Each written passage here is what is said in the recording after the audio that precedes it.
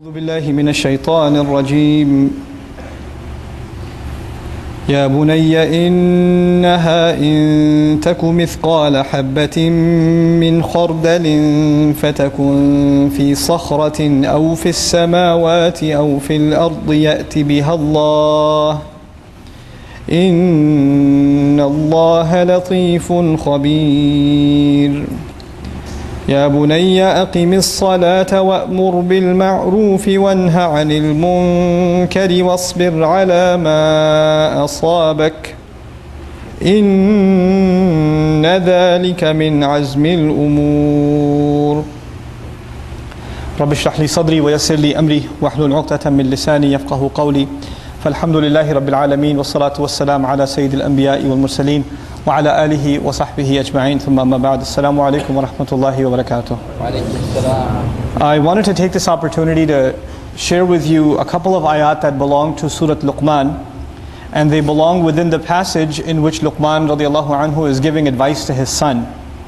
And typically at the occasion of a khutbah of Jum'ah or a short talk, we begin from the beginning of this passage and we get through the first couple of ayat and the time is up, and there's so much more beautiful advice in this passage, and in most occasions we don't get around to them, or if we do, we don't give them enough time. But there's some really beautiful pearls of wisdom that Allah Azza wa Jal chose to mention in His book, and it's very beautiful that at the beginning of each of them Allah Azza wa Jal begins the ayah by saying, Ya Bunayya, my beloved son, my dear son. Bunayya ism tasghir, meaning my small son, my young boy. It's a term of endearment by the father to the son. In other words, Allah wants to highlight before, there's one thing that the father is teaching his son, but it's another that he goes out of his way to show love before he even teaches him. He makes sure that the son understands that the father loves him. Because a lot of times, especially for dads, it's not on autopilot. Your children don't automatically assume that you love them, especially for fathers. They know automatically mom loves me, but they don't know automatically dad loves me. Automatically they assume dad is usually angry at me. So dad has to go out of his way to say, son, I love you. Then start the advice. He can't just start the advice. And this is, you guys have experienced this in life, maybe with your own fathers and your own children. Every time you try to give them advice, oh, here we go again. It's because, and when the mother just puts her arm around you or sits you down and says, come sit here next to me, and then she gives you just listen, because it's mom. You just melt. So the father has to go out of his way to make sure the son listens. And this father, subhanAllah, the advice he gave, he just wants his son to think about something. And he says, إِنَّهَا إِن تَكُ مِثْقَالَ حَبَّةٍ فِي خَرْدَلٍ. Imagine that there is a mustard seed. فَتَكُن فِي صَخْرَةٍ. It's this tiny little mustard seed, little tiny thing. And it's inside a boulder.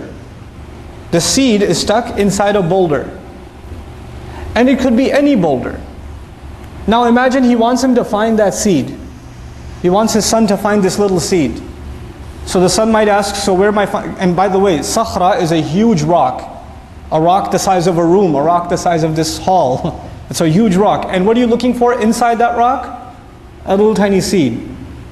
The first task for the son is to see, where is this rock? So his father tells him, فَتَكُنْ فِي السَّمَاوَاتِ أَوْ فِي الْأَرْضِ. It's somewhere in the universe. He tells his son, this rock can be found somewhere in the skies or the earth. It could be on this planet, it could be somewhere else, in some other galaxy far away. And now that we know how big the universe is, you know how many possibilities there are. And even if we didn't, if we just said fil ard, on the earth, how many rocks are there on the earth? And now your job is to find the seed. But if you're going to find the seed, what do you have to do with the rock? If it's inside, deep inside the rock, what do you have to do to the rock?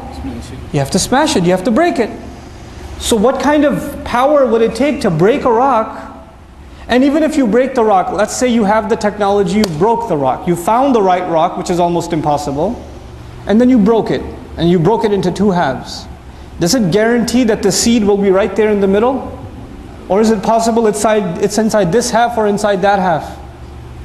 So you break it up into small pieces. You take this gigantic rock, this boulder, and you break it up into rocks this small.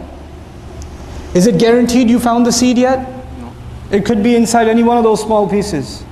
You literally have to smash the boulder into pieces that are the size of the seed. And now how many pieces do you have? Pieces that are the size of a boulder. Because if you break it up, it's still that size. And within those billions of little tiny specks, what do you have to find? A seed. In other words, the father is telling his son, there's a secret. And this secret is hidden on top of hidden and top of hidden. And it's so well hidden that it's impossible even in your imagination to discover it. إِنَّهَا إِن تَكُ مِثْقَالَ حَبَّةٍ مِّنْ خَرْدَلٍ made of Urdu mein kehte hain rai ka dana, mustard seed. فَتَكُنْ فِي صَخْرَةٍ أَوْ فِي السَّمَاوَاتِ أَوْ فِي الْأَرْضِ يَأْتِ بِهَا اللَّهُ. Allah will bring it out. Allah will bring that seed, and ya'ti, interestingly enough in the Arabic language, as opposed to yaji' bihillah. Ja'a in Arabic means to bring something with some effort. Some big thing, a major project, ja'a. Something that's casual, easy, ya'ti. No problem, Allah will just bring it out. Allah will pull it out. Ya'ti bihallah. Inna Allaha latifun khabir. The quality of Allah mentioned by the father to his son is Allah is precise, He's subtle, latif. It's a very interesting quality.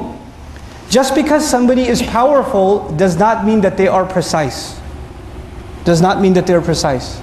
You have the power to break the rock, but you don't have the precision to find that little seed. So power itself is empty. It's pointless without precision. That's why Allah's power is coupled with His precision, His latif. So Allah describes, for example, when water falls. When water falls, every drip, every drop of water, asaba, He targets it like an arrow is shot. Like Allah knows where every drop is going to fall precisely. Precisely.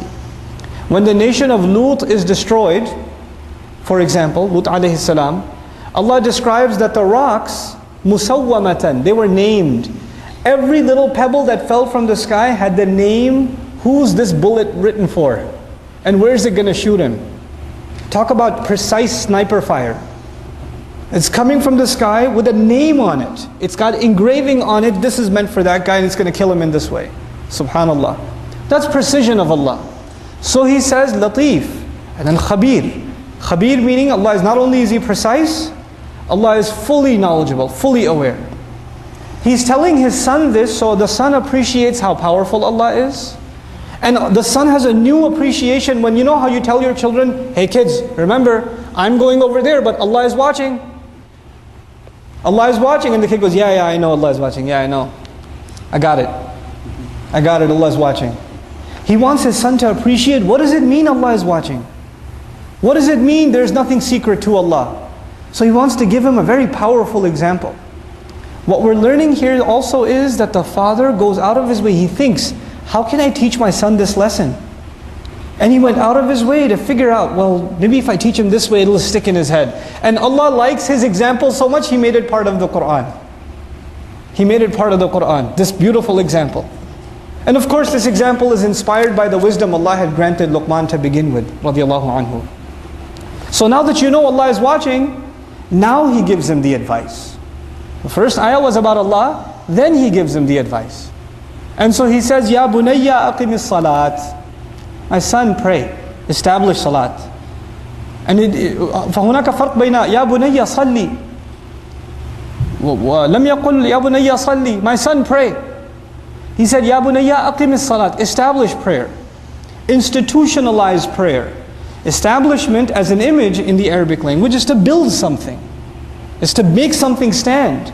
It's as though everything else can be moved, but the pillar in the building cannot be moved. You can move the furniture, but you can't move the pillars. So in your day, everything else can move. In your day, the doctor's appointment can move. Your work schedule can move. The meeting can move. Lunch can move. Dinner can move.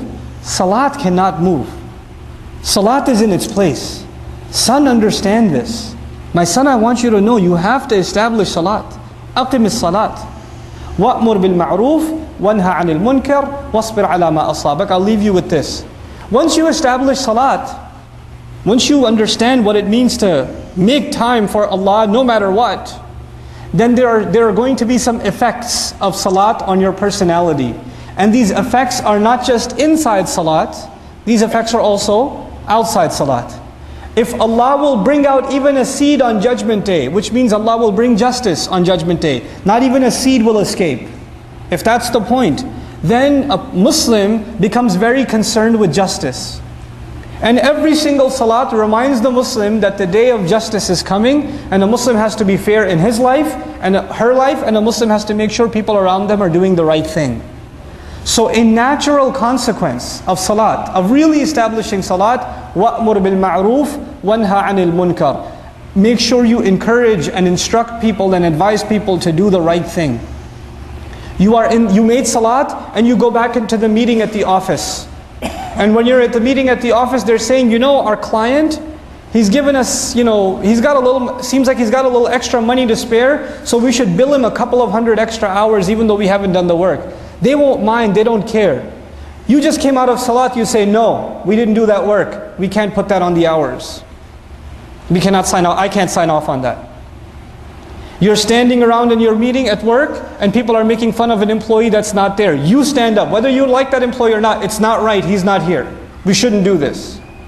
And you say, what made you do that? Why are you talking like this? Why are you standing up for the guy? Because I pray. That's what prayer teaches me, to stand up for the right thing. I'm not going to stand by corruption anywhere else in my life. That's what it means to establish salat. So he's teaching his son, just because you pray, that's not enough. Just because you pray, that's not enough. And it's beautiful that Allah gave the example of a seed. What's supposed to come out of a seed? A plant. The salat is like the seed. But if the seed, you never turn it into a plant, the fruits of that seed, they never come out. And what are the fruits of that seed? Amr bil ma'roof wa an-nahy 'anil munkar. فَإِذَا لَمْ تَأْمُرْ بِالْمَعْرُوفِ وَلَمْ تَنْهَى عَنِ الْمُنْكَرِ مَا هَذِهِ الصَّلَاةِ. What kind of salat is this? It doesn't make you enjoying good and forbid evil. What is that?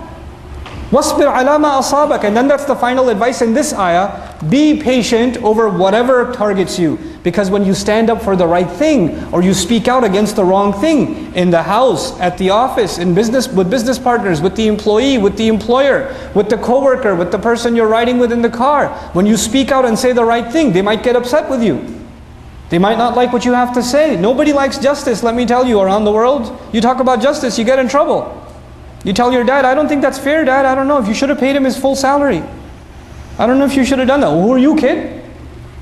Who are you to talk to me like that? Nobody likes to hear about justice. Nobody likes to hear about fairness. So you're going to have to be patient with the consequences of speaking out. وَاصْبِرْ عَلَى مَا أَصَابَكَ. And this is a cycle, because when your patience is tested, you will need strength. And after a few hours, you go back to Allah for salat, and you gain your strength again. And then you go back out again, and you stand up for the right thing again. And you cycle like this. He's turning his son into a leader. He's turning his son into a role model. This is what Islam is supposed to look like. This is what salat does. I'll leave you with this last bit of thought. When, for example, Shu'aib alayhi salam was complaining about the economic, irregularities of his society, they told him, his people told him, does your salat prevent you? As-salatuka tanha? Your salat prevents you from doing, your salat commands you, ta'muru? Your salat prevents or commands you to tell us what to do? Just go pray, man. Go pray in the masjid. Why you bother us in our business? But Shu'aib alayhi salam understands, salat means that you learn the importance of justice. You learn the importance of justice on the Day of Judgment, which means you make sure that you become a source of justice even in this world. May Allah Azza wa Jal help us understand the implications of our salawat. All this salat we're making in Ramadan, let's turn those seeds into plants. Let's establish some justice in our homes, in our workplaces, in our businesses. Barakallahu li wa lakum. Wassalamu alaikum wa rahmatullahi wa barakatuh.